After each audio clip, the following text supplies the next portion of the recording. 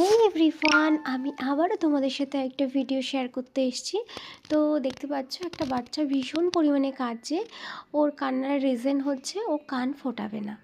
কান ফোটানোর জন্য খুব আগ্রহ নিয়ে এসেছে, কিন্তু যখনই আমার হাতে গানটা দেখেছে তখন থেকেই ও ভীষণভাবে প্যানিক করছে, চিৎকার করছে যে ও কান ফোটাবে না, কোনোভাবেই কান ফোটাবে না।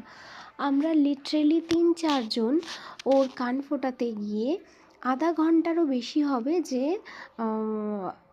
চেষ্টা করে যাচ্ছি, তবু ওর কানটা ফোটাতে পারছি না।